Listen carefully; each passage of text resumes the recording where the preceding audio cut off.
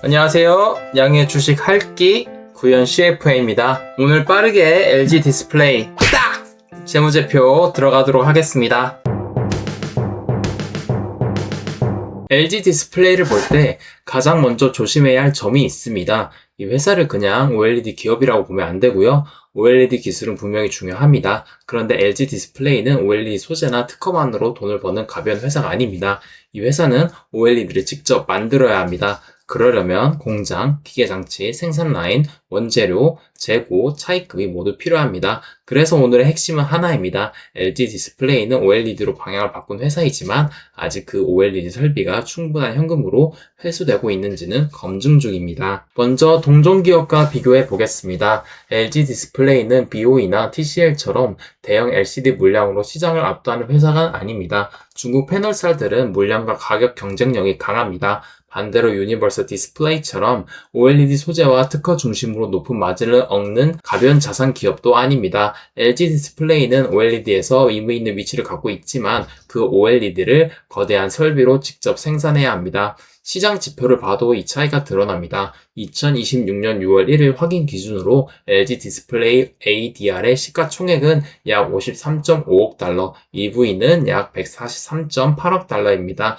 여기서 EV는 기업 가치입니다. 시가총액만 보는 것이 아니라 회사가 안고 있는 순차익금 부담까지 같이 반영한 값입니다. LG 디스플레이의 PSR은 0.32배, EV 세일스는 0.87배, EV EBITDA는 5.28배 수준입니다.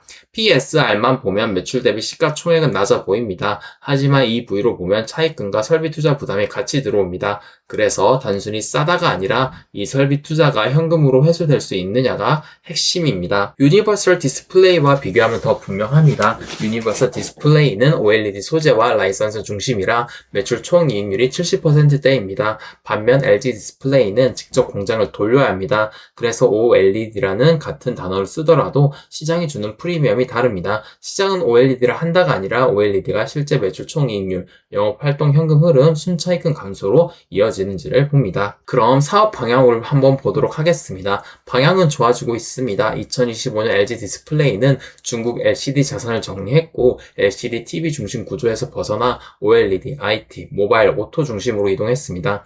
2025년 제품별 매출 비중은 TV 18.6%, IT 36.8%, 모바일 등 36.3%, 오토 8.3%였습니다. 2026년 1분기에는 TV 15.7%, IT 36.1%, 모바일 등 38.3%, 오토 9.9%입니다. 여기서 중요한 것은 TV 비중이 18.6%에서 15.7%로 낮아지고 모바일 등은 36.3%에서 38.3%, 오토는 8.3%에서 9.9%로 올라갔다는 점입니다. TV 쪽에서 줄이고 있는 것은 주로 저수익 LCD TV 구조입니다. 반대로 모바일, 오토, IT 쪽은 고부가 제품으로 이동할 수 있는 영역입니다. 즉 LG 디스플레이는 저수익 범용 패널을 줄이고 고부가 제품으로 체질을 바꾸고 있습니다. 다만 이 변화가 바로 완성된 턴어라운드를 뜻하지 않습니다. 2026년 1분기 기준 상위 10개 고객 사양 매출이 전체 매출의 약 93%입니다. 해외 매출 비중도 약 95%입니다.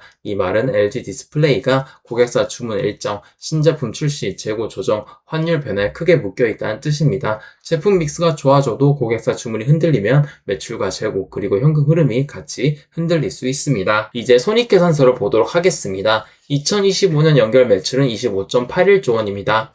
2024년 26.62조 원보다 약 3% 줄었습니다. 그런데 매출 원가는 24.04조 원에서 22.43조 원으로 약 6.7% 줄었습니다. 매출은 줄었는데 원가가 더 크게 줄었기 때문에 매출 총이익은 2.58조 원에서 3.38조 원으로 약 31.1% 증가했습니다. 매출 원가율도 중요합니다. 2024년에는 매출 원가율이 90.3%였습니다. 2025년에는 이 비율이 86.9%로 내려갔습니다. 패널 제조업은 원가율이 매우 높은 산업이기 때문에 3.4%포인트 개선도 상당히 의미가 큽니다. 영업이익도 좋아졌습니다. 2024년에는 영업손실 5,606원이었는데 2025년에는 영업이익 5,170억 원으로 흑자 전환했습니다.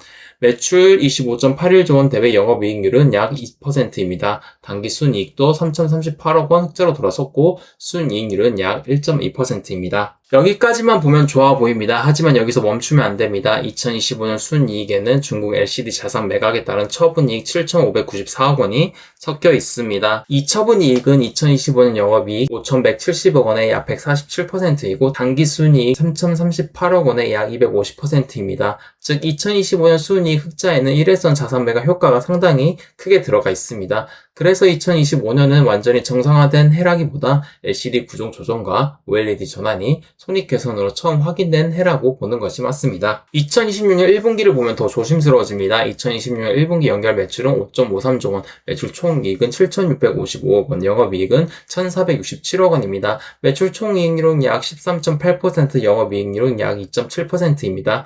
영업단에서는 흑자 흐름이 유지되고 있습니다. 그런데 순손실은 5,757억 원입니다. 매출 대비 순손실률은 약 마이너스 10.4%입니다. 이 말은 본업에서는 영업이익을 냈지만 금융비용, 외환, 관련 손익, 기타 영업 외 손익까지 지나면 주주에게 남는 이익은 아직 마이너스라는 뜻입니다. 즉 LG 디스플레이는 영업 흑자 단계로 돌아왔지만 순이익이 안정적으로 남는 단계는 아닙니다. 제품 가격도 봐야 합니다. 2026년 1분기 면적당 판가는 1244달러였습니다.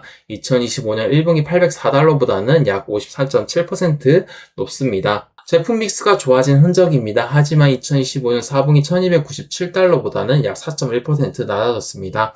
회사는 상대적으로 면적당 판가가 높은 중소형 OLED 제품 출하가 계절적으로 줄었기 때문이라고 설명합니다. 그래서 다음 분기에는 이 판가가 다시 1200달러대 이상에서 유지되는지가 중요합니다. 이제 유형자산 캐펙스, 건설 중인 자산입니다. 유형자산은 공장과 기계장치 같은 생산 설비입니다. 캐펙스는 설비 투자입니다.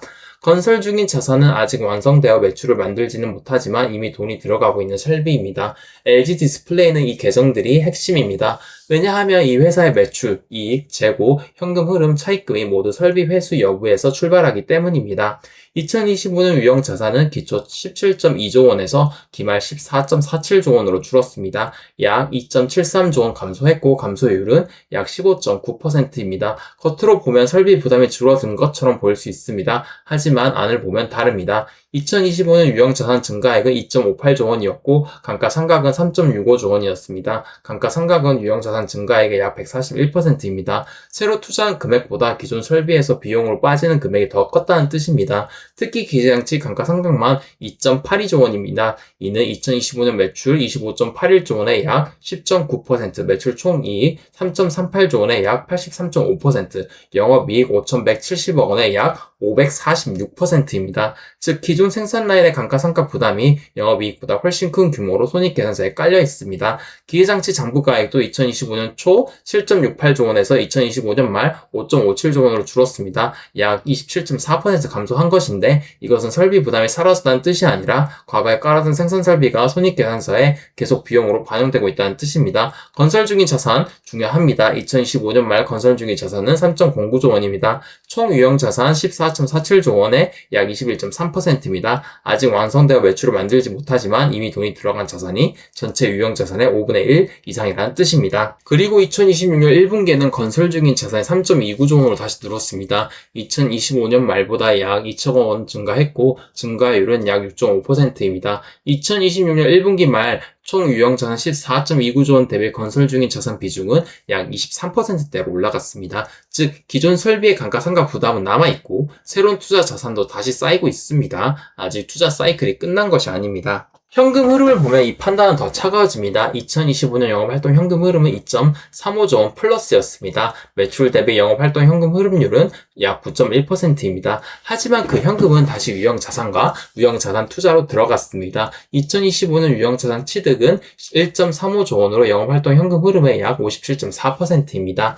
무형자산 취득 7,591억 원까지 합치면 유형자산과 무형자산 취득은 약 2.11조 원이고 이는 영업활동 현금 흐름의 약 6.7%입니다. 즉 2025년에 본업에서 벌어들인 현금 대부분이 다시 설비와 기술 투자로 들어간 것입니다. 2026년 1분기는 더 차갑습니다. 영업활동 현금 흐름이 마이너스 1225억 원이었습니다. 매출 5.53조 원 대비 영업활동 현금 흐름률은 약 마이너스 2.2%입니다. 그런데 같은 기간 유형자산 취득은 4,439억 원, 무형자산 취득은 1,636억 원이었습니다. 합치면 6,075억 원입니다. 이는 1분기 매출의 약 11%입니다. 본업에서 현금이 남아서 투자한 것이 아니라 현금 흐름이 약한 상태에서도 매출의 10%가 넘는 금액을 설비와 기술 투자에 계속 넣은 것입니다. 재고도 같이 봐야 합니다. 2025년 말 재고 자산은 2.55조 원이었고 2026년 1분기 말에는 2.79조 원으로 늘었습니다. 약 2,412억 원 증가했고 증가율은 약 9.5%입니다. 2026년 1분기 매출 5.53조 원과 비교하면 재고 자산은 분기 매출의 약 50.4% 수준입니다. 연 환산 매출과 비교하면 약 12.6%입니다. 특히 제공품은 1.11조 원에서 1.32조 원으로 증가했습니다. 약 2,100억 원 증가했고 증가율은 약 18.9%입니다. 2026년 1분기 말 제공품은 전체 재고 자산 2.79조 원의 약 47.3%입니다. 재고의 절반 가까이가 아직 완성품이 아니라 생산 중인 제품이라는 뜻입니다. 이 제공품이 다음 분기에 고부가 OLED 제품으로 완성되고 높은 가격에 팔리고 현금으로 회수된다면 좋은 신호입니다. 하지만 고객 주문이 약하거나 판가가 흔들리면 재고 부담이 될 수 있습니다. 그래서 재고 증가는 지금 당장 좋다, 나쁘다로 판단하기 어렵습니다. 핵심은 다음 분기입니다. 제공품이 매출과 현금으로 빠르게 전환되는지 봐야 합니다. 차입금도 부담이 다시 커졌습니다. 2025년 말 차입금은 12.66조 원, 예금은 1.57조 원이었습니다. 여기서 순차입금이라는 개념이 중요합니다. 순차입금은 차입금에서 현금성 자산과 단기 금융자산 성격의 예금을 뺀 값입니다. 쉽게 말하면 지금 가진 현금으로 일부 빚을 갚고도 남는 실제 빚 부담입니다. 2025년 말 순차입금은 차입금 12.66조 원에서 예금 1.57조 원을 뺀 약 11.09조 원입니다. 2026년 1분기 말에는 차입금이 13.74조 원에서 예금이 1.52조 원이었습니다. 그래서 순차입금은 약 12.21조 원입니다. 3개월 사이 순차입금이 약 1.12조 원 늘었습니다. 증가율은 약 10.1%입니다. 순차입금 비율도 같이 봐야 합니다. 순차입금 비율은 순차입금을 자본 총계로 나눈 값입니다. 공식으로 보면 순차입금 비율은 차입금에서 예금을 뺀 금액을 자본 총계로 나눈 비율입니다. 2025년 말 순차입금 비율은 141%였습니다. 2026년 1분기 말에는 157%로 올라갔습니다. 16%포인트 상승한 것입니다. 이는 실제 빚 부담이 자본 대비 다시 커졌다는 뜻입니다. 2026년 1분기 말 순차입금 12.21조 원은 자본 총계 7.77조 원의 약 1.57배입니다. 즉 자기 자본 100원당 실제 순차입금이 157원 있는 구조입니다. 이자 비용도 부담입니다. 2026년 1분기 이자 비용은 1,474억 원이었습니다. 영업이익 1,467억 원과 거의 비슷한 수준입니다. 이자 비용 나누기 영업이익 비율은 약 100.5%입니다. 본업에서 벌어들인 영업이익을 이자 비용이 거의 다 가져가는 구조이고요. 현금 기준으로 보면 더 부담스럽습니다. 1분기 영업에서 창출된 현금 흐름은 370억 원인데 이자의 지급은 1,479억 원이었습니다. 이자의 지급은 영업에서 창출된 현금 흐름의 약 400%입니다. 즉 영업에서 실제로 만든 현금으로 이자를 충분히 감당하지 못한 분기였습니다. 그래서 LG 디스플레이 부채는 아직 완전적인 성장 레버리지라고 보기 어렵습니다. 더 정확히는 OLED 설비가 현금으로 회수될 때까지 시간을 사는 브릿지 자금에 가깝습니다. 브릿지 자금이란 것은 지금 당장 성장을 위해 필요한 시간을 벌어주는 자금입니다. 하지만 그 시간이 공짜는 아닙니다. 이자 비용이 계속 붙고 만기가 오면 다시 차환해야 합니다. 결론을 내리겠습니다. LG 디스플레이는 LCD 자산 정리, OLED 비중 확대, 원가율 개선, 영업이익 흑자 전환 분명 긍정적입니다. 그러나 영업활동 현금 흐름, 순이익, 재고 회전, 건설 중인 자산, 순차입금 비율이 아직 동시에 좋아진 상태는 아닙니다. 그래서 지금 LG 디스플레이는 턴어라운드 완료 기업이 아니라 OLED 설비 회수 검증 기업으로 보는 것이 가장 정확합니다. 다음 분기에는 딱 이 흐름만 보면 됩니다. 첫째, 면적당 판가가 1200달러대 이상에서 유지되는지 봐야 합니다. 둘째, 늘어난 제공품이 실제 매출과 현금으로 바뀌는지 봐야 하고요. 셋째, 매출 총이익률이 기회장치 감가상각 부담을 흡수하는지 봐야 합니다. 넷째, 건설 중인 자산이 계속 늘어나는지 아니면 실제 생산 설비로 전환되는지 봐야 합니다. 다섯째, 영업활동 현금 흐름이 다시 플러스로 돌아오는지 봐야 합니다. 여섯째, 순차입금 비율이 157%에서 내려가는지 봐야 합니다. 일곱째, 이자 비용이 영업이익보다 충분히 낮아지는지 봐야 합니다. 마지막으로 한 문장으로 정리하겠습니다. LG 디스플레이는 OLED로 방향을 바꾼 회사인데 아직 그 OLED 설비가 충분한 현금으로 회수되고 있다는 증거는 완성되지 않았고 다음 분기 핵심은 손익계산서의 영업이익이 아니라 재고가 매출로 바뀌고 영업활동 현금 흐름이 플러스로 돌아오고 순차입금이 줄어드는지입니다. 오늘 LG 디스플레이 후딱! 재무제표는 여기까지입니다. LG 디스플레이는 기대감으로 보는 OLED 기업이 아니라 현금 흐름으로 확인해야 하는 OLED 설비 회수 기업이라는 점 잊지 마십시오. 이상 양의 주식 할기 구현 CFA였습니다. 감사합니다.